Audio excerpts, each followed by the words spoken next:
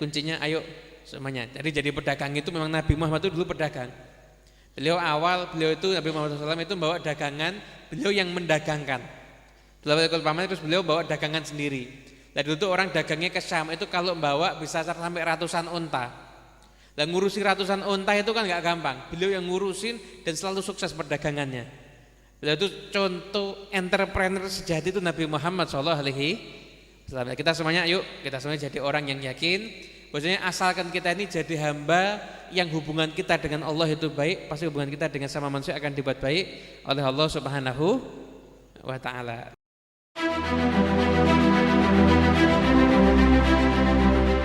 Preview.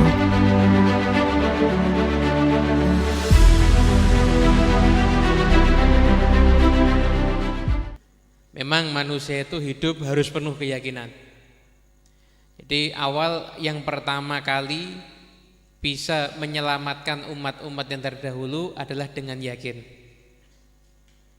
Dikatakan bahwasanya umat-umat yang terdahulu itu mereka selamat, sukses, kuncinya apa?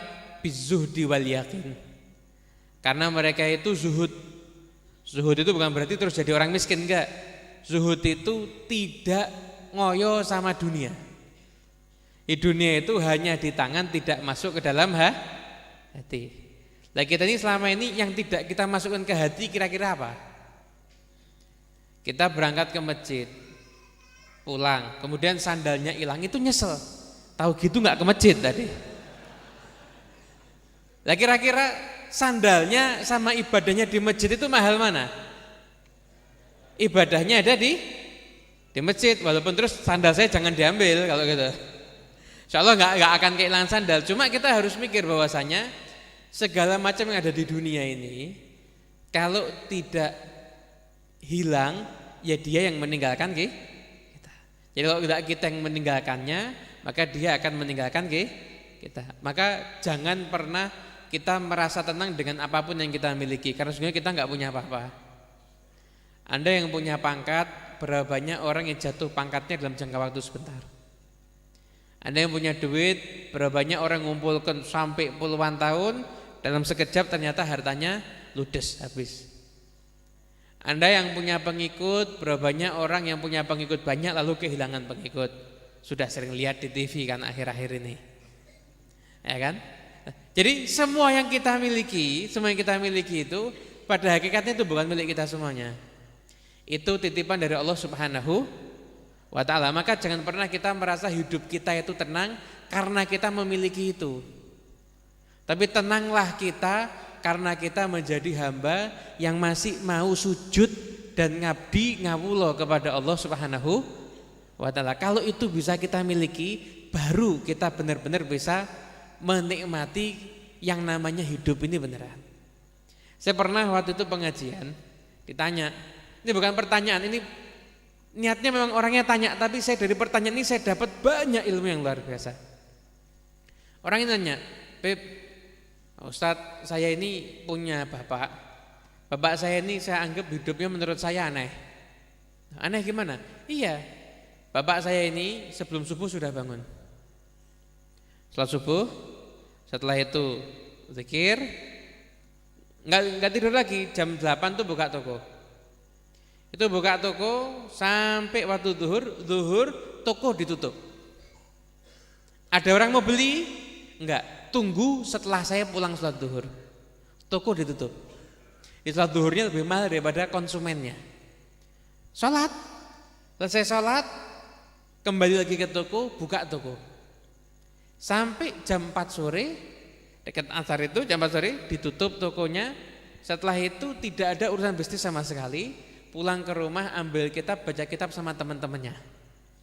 Maghrib ibadah, Isya habis Isya awal tidur, nanti bangunnya lagi subuh. Terus begitu. Itu hasil dari usaha yang beliau jalankan itu. Alhamdulillah saya ini cucunya. Jadi anaknya anak saya ini cucunya, alhamdulillah masih bisa menikmati hasilnya. Dari hasil usahanya itu. Dan sekarang saya ini heran, saya ini sudah usaha maksimal. Belajar sudah sarjana ekonomi. Sarjana ekonomi yang ngenes soalnya juga banyak sekarang ini. Termasuk saya kan juga sarjana akuntansi. Jadi ngitung duit tapi nggak ada duitnya. Akhirnya tobat milih jadi tarik profesi yang bisa ngitung duit beneran aja, ya pedagang gitu. Nah setelah itu saya ini sudah belajar ilmu ekonomi. Setelah itu saya buka toko. Saya buka toko itu sampai malam jam 9. Malam jam 9 itu saya buka toko, saya tetap di situ. Kalau perlu ada orang order jam 12 malam masih saya angkat teleponnya. Tapi kenapa hidup saya kok nggak seperti orang tua saya? Hasilnya dihasilkan itu beda. Yang membedakan bukan usahanya, yang membedakan adalah barokahnya. Kira-kira hasilnya sudah jelas nggak sama. Tenangnya hidupnya lebih tenang mana? Lebih tenang mana? Lebih tenang hidupnya orang yang pertama tadi. Coba kalau kita lihat dulu di daerah sekitar kita lah semuanya, yang punya tanah luas itu pasti kaum muslimin ya. Yang punya tanah luas, oh tempatnya Bapak Haji Fulan, oh tempatnya Kiai Fulan, oh tempatnya Pak Haji, itu yang punya semuanya itu kaum muslimin. Sekarang yang punya siapa?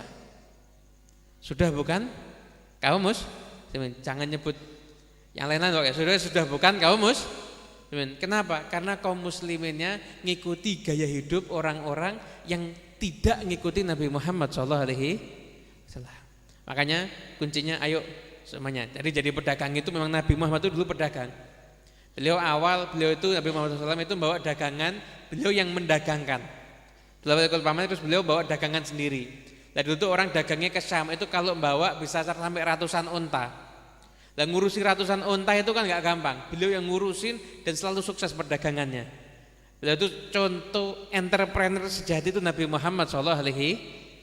Kita semuanya jadi orang yang yakin bahwasanya asalkan kita ini jadi hamba yang hubungan kita dengan Allah itu baik, pasti hubungan kita dengan sama manusia akan dibuat baik oleh Allah Subhanahu wa taala.